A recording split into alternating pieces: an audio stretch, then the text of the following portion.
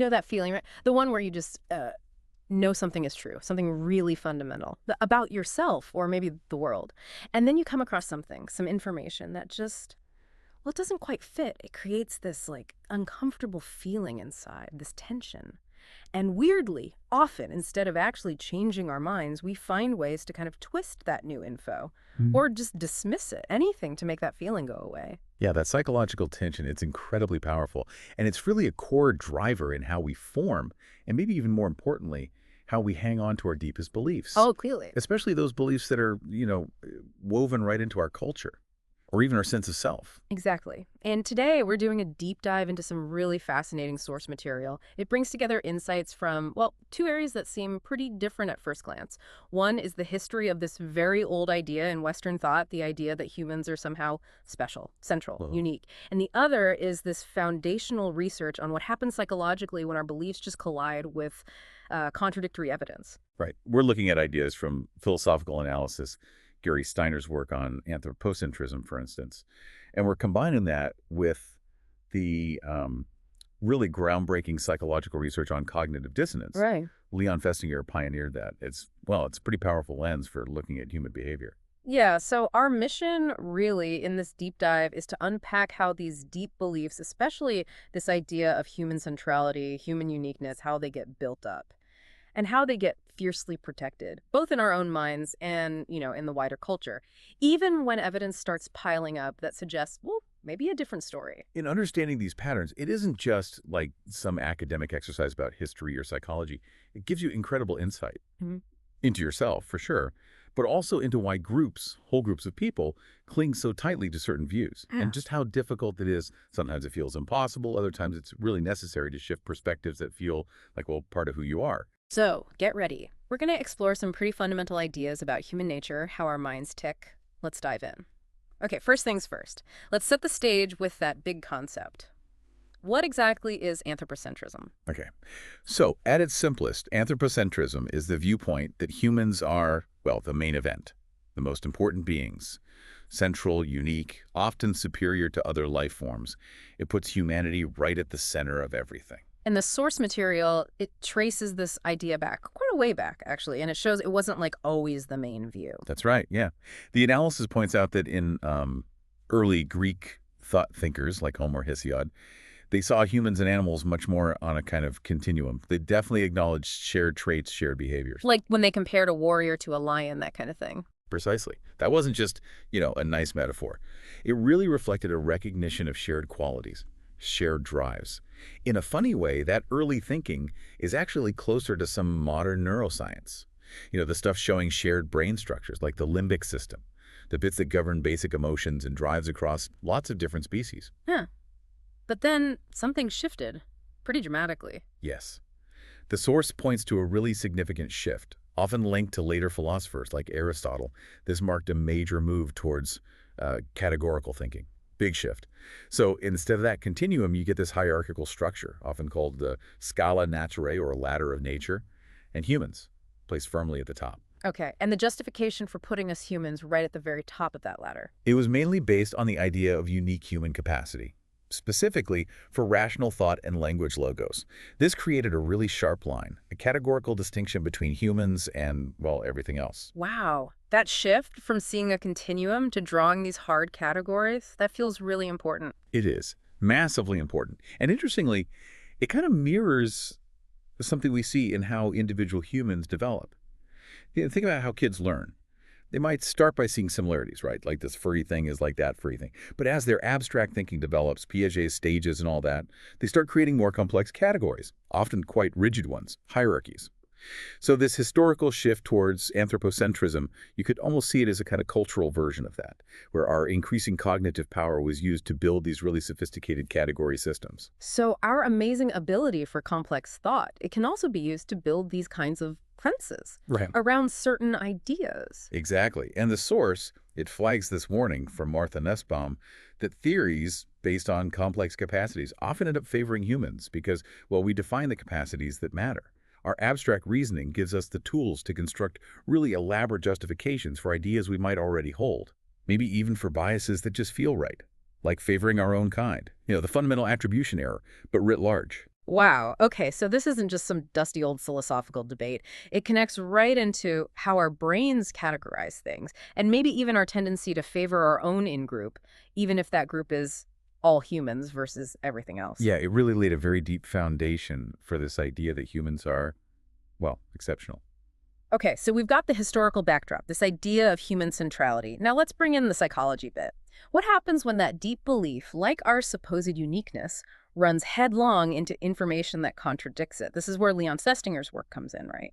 Cognitive dissonance. Yes, exactly. This psychological mechanism is just crucial for understanding why a belief that's so deeply ingrained is also so persistent. Cognitive dissonance theory, it explains that uncomfortable feeling you mentioned right at the start, that tension, that friction. It happens when you hold two conflicting ideas or beliefs or maybe values or even facts at the same time. It's that mental static, that Yeah, grit in the system. precisely. And that friction, it's motivating. We are driven to reduce that discomfort. We need to make our beliefs and reality feel like they line up again. And Festinger, he famously studied how people react when their really deeply held beliefs get smacked down by reality, didn't he? He did. And the source goes into one of the most compelling examples, the Mrs. Keach study. It's classic. Festinger and his colleagues, they infiltrated this small group who believed they were getting messages from aliens. And these aliens predicted a specific date for a great flood that would destroy the world. Only the believers would be rescued. By a flying saucer, no less. Okay, that's a pretty concrete belief and a very specific, testable prediction. You can't really fudge that date.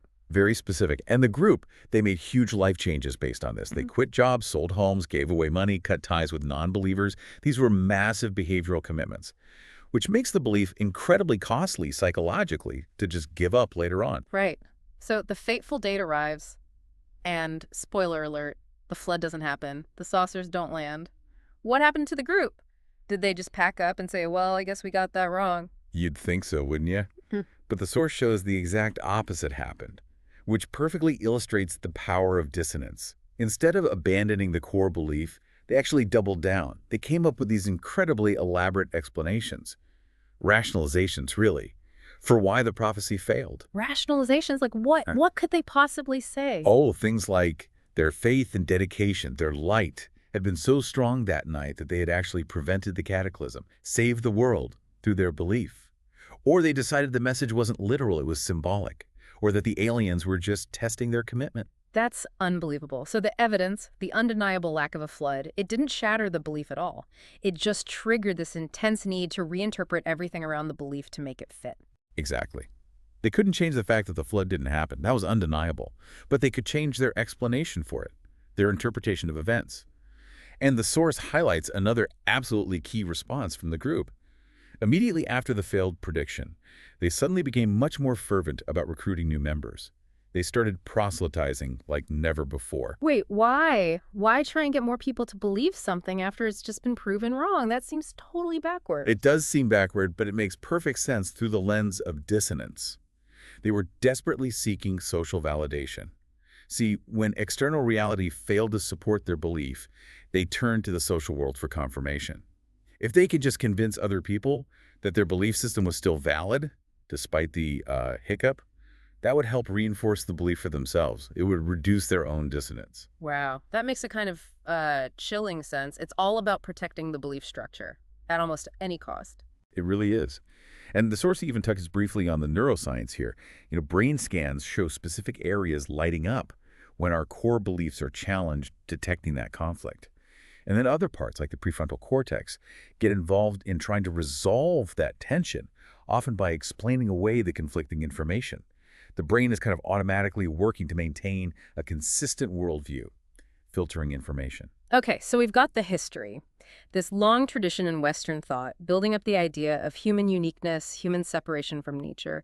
And then we have this powerful psychological engine, cognitive dissonance, that drives us to maintain our beliefs, especially when they're challenged and when we're heavily invested in them. How do these two threads weave together? This feels like the absolute core connection here. This is where it gets really interesting, I think. The source puts forward this compelling idea that anthropocentrism itself, this whole worldview, can be seen as a massive culturally embedded belief system, one that has been maintained over centuries, precisely through this ongoing process of cognitive dissonance reduction. Whoa. Hold on. So the entire idea that humans are fundamentally different and separate, it's basically being propped up by the same psychological mechanics that kept Mrs. Keach's followers believing in aliens after the world didn't end.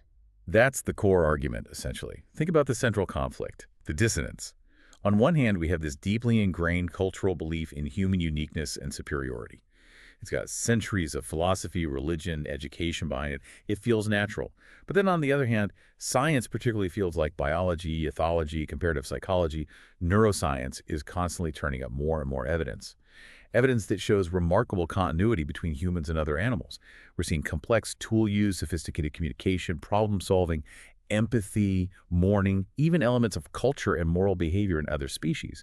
And this evidence directly challenges that traditional sharp categorical line separating us from them. Okay, yeah, I see that. So just like the failed flood prediction was the disconfirming evidence for the Keach group, the growing mountain of scientific evidence for animal capabilities is the disconfirming evidence for the cultural belief in strict human uniqueness. It creates that same tension. Exactly. And the source suggests the pattern of response, culturally, mirrors what happened with Mrs. Keach's group. Okay. It's fascinating. As the analysis shows, when scientific evidence challenged one specific criterion for human uniqueness, say, tool use, back when Jane Goodall showed chimps using tools, Yeah. the cultural definition of what really makes us unique just sort of shifted. So like moving the goalposts. Okay, maybe they use tools, but they don't have real language, that kind of thing. Precisely that. Hmm. Moving the goalposts is a great way to put it. And then when evidence emerged for complex animal communication, maybe the focus shifted again to abstract thought or self-awareness or complex grammar. It becomes this constantly moving target. As evidence chips away at one supposed barrier after another, the definition of human uniqueness tends to get narrower, more abstract, maybe more philosophical. We develop increasingly sophisticated rationalizations to maintain the core belief in our exceptionalism, rather than fundamentally rethinking the category itself. Huh. So the tension created by these scientific discoveries, it gets resolved culturally, not by saying, maybe we're not so different after all, but by constantly redefining what makes us special. Okay, that ability isn't unique to us, but this slightly different, more complex ability must be. It looks like a continuous, large-scale process of cultural dissonance reduction, playing out over history across different fields. Okay, but why? Why the intense need to hold on to this belief in human uniqueness so tightly?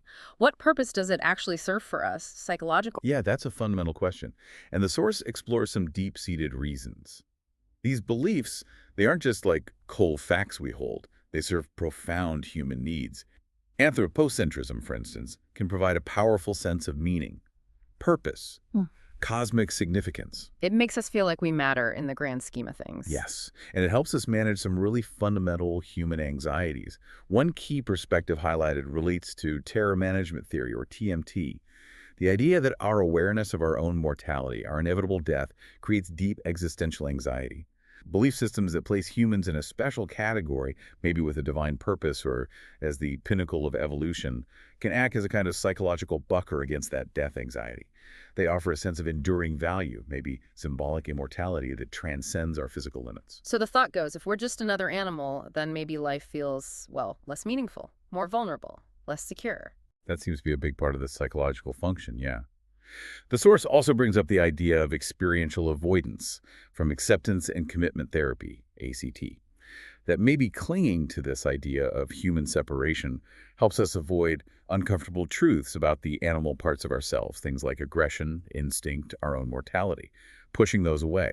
But doing that can actually hinder our psychological flexibility, our ability to cope with the full range of human experience. And is this belief something we're born with, or do we learn it? The source strongly suggests it's largely learned. It's not innate. Think about young children. They often show this really natural empathy and connection with animals. They see continuity, not sharp divisions. Yeah, that makes total sense. Kids often treat pets like siblings or talk to animals easily. Right, so the shift towards a more anthropocentric view seems to be something that's culturally transmitted. Passed down as we grow up. Our families, our schools, our religious institutions, our media, they teach us these categorical distinctions, often presenting them as simple, objective facts about the world. And this social learning happens right alongside the development of our abstract reasoning abilities, which, as we talked about, give us the cognitive tools to grasp and internalize these complex hierarchical categories. So our education system, maybe even unintentionally, can end up reinforcing this whole worldview without us even questioning it. Absolutely. It helps establish those conditions Festinger talked about: deep conviction, strong social support for the belief, which makes it much harder to question later on. It feels like bedrock reality. This really isn't just in our individual heads then. Society itself plays a massive role in keeping this going. How exactly is this idea embedded and maintained by the culture around us? Yeah, the sociological dimension is absolutely critical here. Anthropocentrism isn't just a collection of personal opinions. It's baked into the very structure of our society.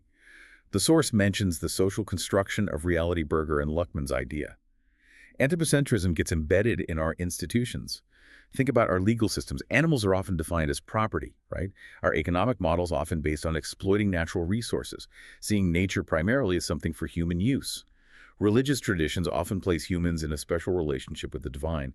Education, as we said, it gets transmitted across generations, so it just starts to feel normal, obvious, the only way to see things, maybe even a kind of false consciousness. It's just in the air we breathe, in the rules, the stories, the way things are set up. Exactly.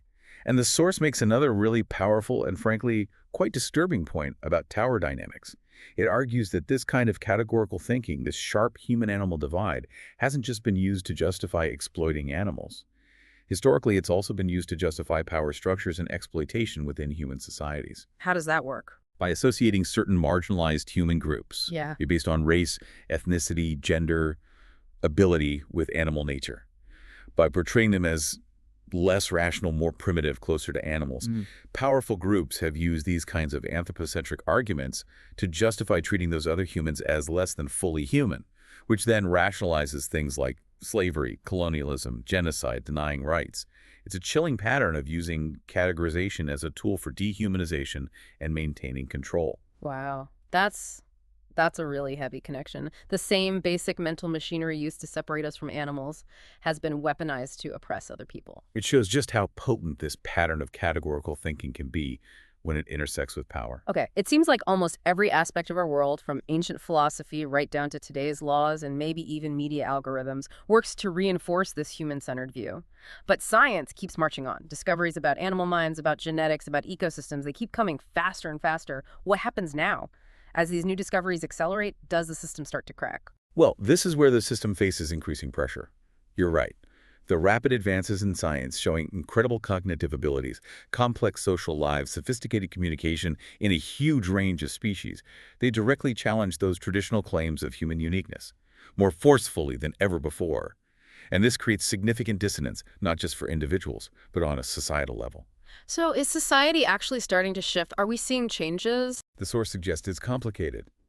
Different parts of society are responding in different ways. It's not uniform. You definitely see some researchers, thinkers, activists embracing these findings, moving towards what you might call post-anthropocentric views, emphasizing continuity, ecological interconnectedness, trying to build new paradigms. But you also see others reacting in the opposite way, doubling down, digging in their heels, developing even more elaborate justifications, maybe focusing on even more abstract or philosophical criteria to maintain that humans are still categorically different, still exceptional.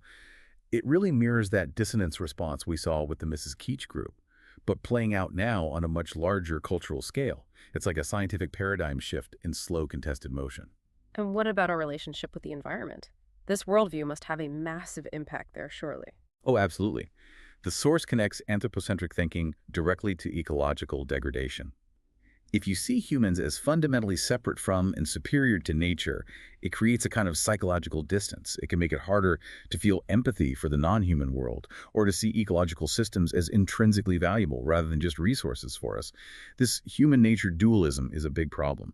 While experiences in nature can help bridge that gap sometimes, those deeply ingrained cultural norms often pull people back towards anthropocentric views. And technology. What about things like artificial intelligence or genetic engineering? Do they fit into this? They absolutely do. They throw another huge spanner in the works of these old categories. As AI develops more sophisticated capabilities that mimic or even exceed human performance in certain areas, it forces really hard questions. What does it actually mean to be conscious or intelligent or creative? Are these uniquely human traits, or can they exist on a spectrum? Genetic engineering, transhumanism, these technology blur the lines between human, animal, machine. They create new forms of dissonance. And again, you see responses often following those dissonance reduction patterns, either trying to revise the categories or finding new ways to rigidly defend the old ones. Okay, this is huge. Given how deep this pattern runs, how widespread it is, how it's maintained by these really powerful psychological forces, what does all this mean for us as individuals, for our own minds, our own well-being? Well, it suggests that maybe some of the psychological challenges people face could be connected, at least indirectly, to these deeply ingrained cultural beliefs. Things like anxiety about our own mortality, which we touched on, or maybe struggling with a sense of meaninglessness or cosmic isolation. Even interpersonal problems stemming from an inflated ego or difficulty connecting authentically with others. Could these be influenced by a worldview that puts humans on a pedestal, potentially cut off from a sense of continuity with the rest of life? So understanding this whole pattern isn't just about philosophy or animal rights or something external. It's potentially about understanding our own internal landscape, our own psychology. Exactly. And the source touches on how this understanding might inform psychological support or therapy. For someone seeking help, exploring the cultural origins and personal functions of beliefs like anthropocentrism could actually be part of the therapeutic process. Clinical approaches like cognitive behavioral therapy, CBT, could help someone examine these ingrained assumptions, see where they came from, challenge them, maybe do little behavioral experiments. Therapists have to navigate the dissonance that comes up when core beliefs are questioned. The relationship itself can provide that crucial social support, making change feel safer. Like helping someone realize that certain thoughts, humans are totally different, animals don't really feel, are maybe just learned perspectives, culturally transmitted ideas, not absolute objective truths. Precisely. And then using approaches like ACT, helping someone develop more psychological flexibility around those thoughts. Not necessarily eliminating the thoughts, but learning to hold them more lightly, to diffuse from them, to not be rigidly controlled by them.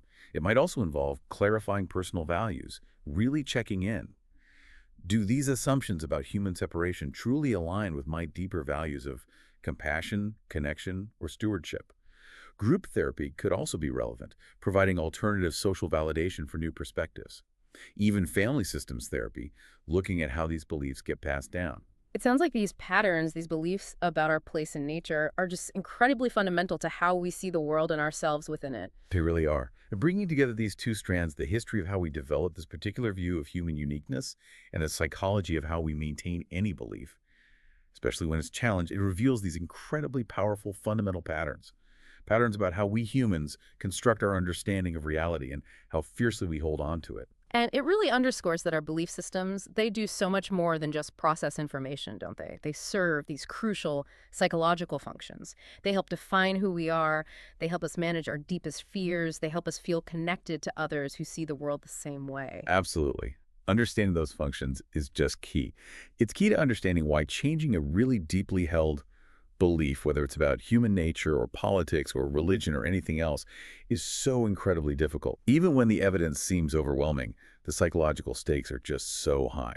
Yeah, it feels like these principles, this whole dynamic of belief, evidence, dissonance, and rationalization, it applies way beyond just the human-animal relationship. Oh, completely. These mechanisms, cognitive dissonance reduction, motivated reasoning, the need for social validation, they are fundamental to human psychology, full stop. They help explain rigidity, polarization, resistance to evidence in virtually any area of life you can think of, from political extremism to scientific controversies to struggles within personal relationships or identity.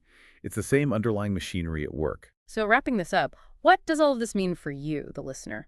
If these deep-rooted assumptions about human nature are so fundamental, so pervasive, and maintained by such powerful psychological forces, well, what then? Maybe the capacity to actually examine these assumptions, to hold them up to the light, and potentially to revise them. Even something as deeply ingrained and culturally reinforced as the idea of human uniqueness. Maybe that's not just an interesting intellectual exercise anymore. You're saying it might be becoming, well, an essential skill for navigating the world we live in now. I think the source material points in that direction, yeah. For navigating the sheer complexity of the challenges we face today.